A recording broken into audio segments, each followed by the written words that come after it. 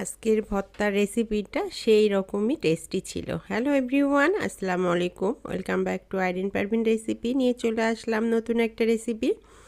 আজকে পেঁপে দিয়ে একটা খুবই লোভনীয় ভর্তার রেসিপি করব। জানি না আপনারা এভাবে কখনো পেঁপের ভর্তা খেয়েছেন কি না, কিন্তু একবার যদি বানিয়ে খান তাহলে পেঁপের তরকারি, পেঁপের ভাজি সব কিছু খাওয়া ভুলে যাবেন। খুব সহজভাবেই আজকে পেঁপের ভর্তা আমি করব। আশা করছি এই ভর্তার রেসিপিটা আপনাদের পছন্দ হবে। পছন্দ হলে লাইক, কমেন্ট, শেয়ার করে চ্যানেলটিকে সাপোর্ট করবেন। এইরকমই নতুন নতুন রেসিপি দেখতে চাইলে আমার পেজটিকে সাবস্ক্রাইব, ফলো দিয়ে পাশেই থাকবেন। এখানে আমি একটা পেঁপে নিয়ে নিয়েছি। এটার খোসাটা আমি ছাড়িয়ে নিলাম, নিয়ে এটা যে বোটাটা ছিল সেটা ফেলে দিলাম। এটা মাঝখান থেকে অর্ধেক করে নিলাম, আর এটার ভিতরে দেখতেই পাচ্ছেন কতগুলো বীজ আছে। তো এই বীজগুলোকে ক্লিন করে পরিষ্কার করে নিলাম। একটা পেঁপের থেকে পিস পিস করে কেটে নিলাম, কিন্তু পিস পিস করে কেটে নেওয়ার পর পেঁপের এই ভিতরের অংশে একটা পাতলা একটা আস্তরণ থাকে, আর হলো একটু দানা দানার মতোই থাকে। এটাকে পরিষ্কার করে নিতে হবে, এটা থাকলে খেতে ভালো লাগে না। তো এটা আমি একটা চামচ নিলাম, নিয়ে এটা আস্তে আস্তে করে এটা ক্লিন করে নিলাম, পরিষ্কার করে নিলাম। আর আমি হলো এই সবগুলো পেঁপের থেকে এটা পরিষ্কার করে নিলাম। পেঁপেটা ক্লিন করে নিয়ে তারপর হলো এভাবে ছোট ছোট পিস করে কেটে নিব।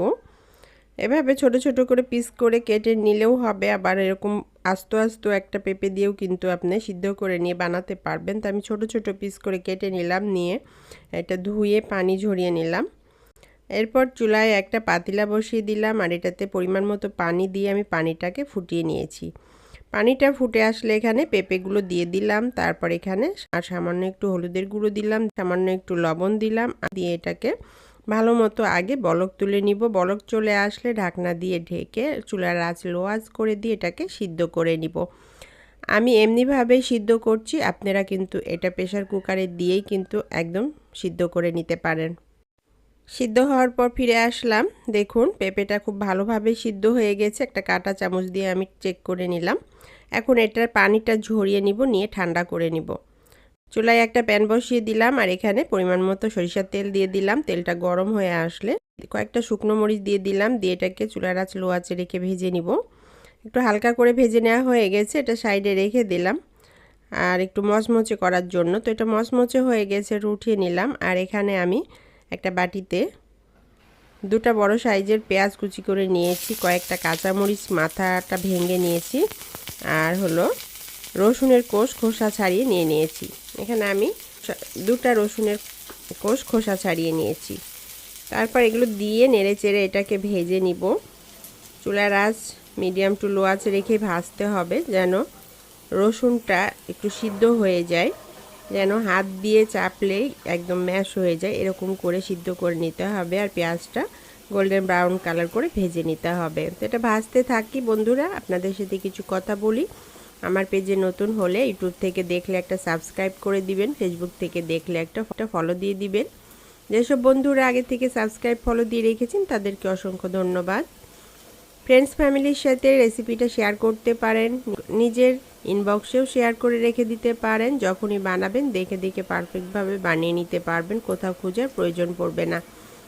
কমেন্টস করে রেসিপিটা কেমন হয়েছে জানাতে পারেন। সব শেষে বলবো প্লিজ একটা লাইক দিয়ে যাবেন। আপনার একটা লাইক, কমেন্ট, শেয়ার আমার চ্যানেলটিকে আরও সামনের দিকে এগিয়ে নিয়ে যেতে সাহায্য করবে। কথা বলতে বলতে এগুলো খুব নেড়ে চেড়ে ভেজে নিয়েছি। পেঁয়াজটা সুন্দর গোল্ডেন কালার চলে এসেছে, আর হলো কাঁচা মরিচটাও একদম সফট নরম হয়ে গেছে।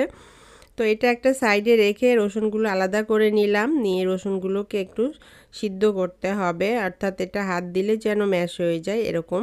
তো এটার জন্য আরও একটু এটাকে ভাজতে হবে, বারবার নেড়ে দিতে হবে আর ভাজতে হবে, যেন এক সাইডেই হলো লাল হয়ে না যায়, চারপাশেই যেন সুন্দরভাবে কালার আসে।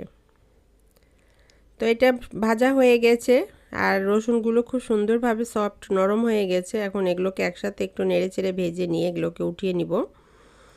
এটা আস্তে আস্তে করে সবগুলো উঠিয়ে নিয়ে একটা প্লেটে রেখে দিব। এটা উঠিয়ে নিলাম, আর এখানে যে পেঁপেটা আমি সিদ্ধ করে নিয়েছিলাম, নিয়ে পানি ঝরিয়ে নিয়েছিলাম, সেটা এখানে দিয়ে দিলাম। এটাও চুলার আঁচ লো আঁচে রেখে ভেজে নিব, যেন পেঁপেতে যে এক্সট্রা পানি আছে সেই পানিটা শুকিয়ে যায়। কিন্তু এটা যেন পুড়ে না বা এটা যেন লালচে কালার না হয়, এরকমই একটা হলদে কালার থাকবে। তো এটাও হলো সুন্দরভাবে ভেজে নেওয়া হয়ে গেছে, এটার পানিটা শুকিয়ে গেছে। এখন আমি এটাকে উঠিয়ে নিলাম, নিয়ে পেঁপেটা ঠান্ডা হওয়ার জন্য কিছুক্ষণ অপেক্ষা করব। কিছুক্ষণ পর ফিরে আসলাম, এখন হলো পেঁপেটা ঠান্ডা হয়ে গেছে। তো শুকনো মরিচের যে বোটাগুলো ছিল এগুলো ছাড়িয়ে নিলাম। এখানে কিন্তু আমি এক্সট্রা করে কিছুটা কাঁচা পেঁয়াজ নিয়ে নিয়েছি। সামান্য একটু লবণ দিয়ে আমি হলো এই মরিচগুলোকে একদম গুঁড়ো করে নিব, ম্যাশ করে নিব। আর লবণটা বুঝে দিতে হবে, যেন হলো পেঁপে সিদ্ধ করার সময় আমি লবণ ব্যবহার করেছি সেজন্য। তারপর আস্তে আস্তে হলো শুকনো মরিচটা গুঁড়া করে নিয়ে কাঁচা পেঁয়াজটা এটার সাথে খুব ভালোভাবে চটকে একদম সফট নরম করে নিব। এরপরে যে হলো কাঁচা মরিচগুলো আছে ওগুলোকে একটু হাত দিয়ে থেতলে একদম করে নিতে হবে। এরপরের কাজ হচ্ছে রসুনগুলোকে সব থেতলে নেয়ার। তো রসুনগুলো তো একদম সুন্দরভাবে সিদ্ধ হয়ে গেছে, এগুলোকে আস্তে আস্তে আমি হাত দিয়ে একদম থেতলে নিয়ে একদম ম্যাশ করে নিব। সবগুলোই ম্যাশ করে রেডি করে নিলাম। এখন পেঁপের সাথে দিয়ে খুব ভালোভাবে মাখিয়ে নিব। আর পেঁপেটা তো খুব সুন্দরভাবে সিদ্ধ হয়ে গেছে, হাত দিয়ে একটু মাখালেই কিন্তু এটা ম্যাশ হয়ে যাচ্ছে। তো এখন খুব আস্তে সুন্দরভাবে এটাকে ম্যাশ করে নিতে হবে। ম্যাশ করে নেওয়া হয়ে গেছে। এখন শেষ মুহূর্তে এখানে আমি কিছুটা ধনেপাতা কুচি দিয়ে দিলাম, দিয়ে আবার একটু মাখিয়ে নিলাম। লবণটা টেস্ট করে নিলাম, তো লবণটা একদম পারফেক্ট আছে, আর লাগবে না। শেষ মুহূর্তে এখানে আমি দিয়ে দিলাম কিছুটা কাঁচা সরিষার তেল। সরিষার তেল দিয়ে আবার একটু মাখিয়ে নিলাম।